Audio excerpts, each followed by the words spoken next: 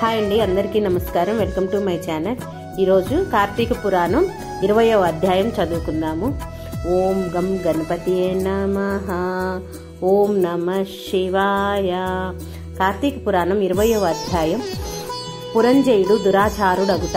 జనక మహారాజు చాతుర్మాస వ్రత ప్రభావం వినిన పిమ్మట వశిష్ఠునితో, గురువర్య, కార్తీక మాస మహత్యమును ఇంకను వినయవలయనునని కోరిక కలుగుచున్నది. ఈ వ్రత మహత్యమునందింకను విశేషములు గలవా అను సంశయము కూడా కలుగుచున్నది.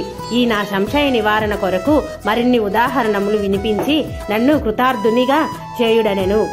ఆ మాటలకు వశిష్ఠుల వారు మందహాసముతో, ఓ రాజా, కార్తీక మాస మహత్యము గురించి అగస్త్య మహామునికి అత్రిమునికి జరిగిన ప్రసంగం ఒకటి గలదు. దానిని వివరించెదను, ఆలకించుమని ఆ కథా విధానము ఇట్లు వివరించెను. పూర్వం ఒకప్పుడు అగస్త్య మహర్షి అత్రి మహర్షిని గాంచి, ఓ అత్రి మహాముని, నీవు విష్ణువు అంశయందు పుట్టినావు. కార్తీక మాస మహత్యమును నీకు ఆమూలగ్రమున తెలియను కాన దానిని నాకు వివరింపుము అని కోరెను. అంత అత్రి మహాముని, కుంభ సంభవ, నీవడిగిన ప్రశ్న వాసుదేవునికి ప్రీతికరమగుటచే ఉత్తమమైనది. కార్తీక మాసముతో సమానమగు మాసము, వేదముతో సమానగగు శాస్త్రము, ఆరోగ్య సంపదకు సాటియగు సంపద లేదు. అటులనే శ్రీమన్నారాయణ కంటే వేరు దేవుడు లేడు. ఏ మానవుడైనను కార్తీక మాసమున నదిలో స్నానం చేసినను, శివకేశవుల ఆలయమందు దీపారాధన చేసినను, లేక దీపదానము చేసినను కలుగు ఫలితము అపారము. ఇందుకొక ఇతిహాసము కలదు, వినుము.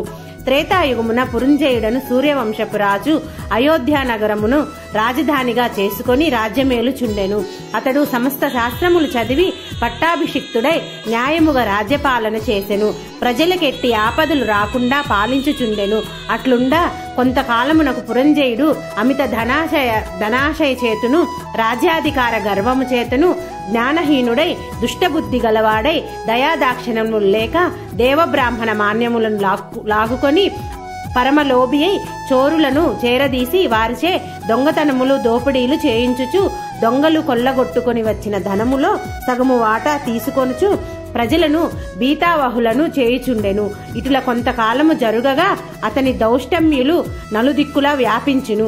ఈ వార్త కాంబోజ, కొంకణ, కళింగాది రాజుల చెవులబడినది.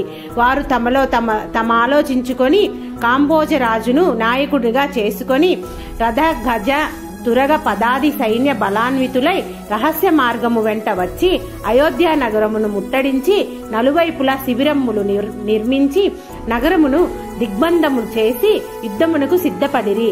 అయోధ్య నగరమును ముట్టడించిన సంగతిని చారుల వలన తెలుసుకొనిన పురంజయుడు తాను కూడా సర్వసన్నద్ధుడై ఉండెను. అయినను ఎదుటి పక్షము వారధిక బలాన్వితులుగా నుండుటయి తాను బలహీనుడుగా నుండుటయి విచారించి ఏ మాత్రము భీతి చెందక శాస్త్ర సమన్వితమైన రథమెక్కి సైన్యాధిపతులను పురిగొల్పి చతురంగ బల సమేతమైన సైన్యముతో యుద్ధ సన్నద్ధుడై వారిని ఎదుర్కొన్న బేరి మ్రోగించి సింహ నాదము గావించుచు మేఘములు గర్జించునట్లు హూంకరించి శత్రు సైన్యములపై బడెను. ఇట్లు స్కాంద పురాణాంతర్గత వశిష్ఠ ప్రోక్త కార్తీక మహత్య మండలి 20వ అధ్యాయము 20వ రోజు పారాయణము సమాప్తము. ఓం నమః శివాయ.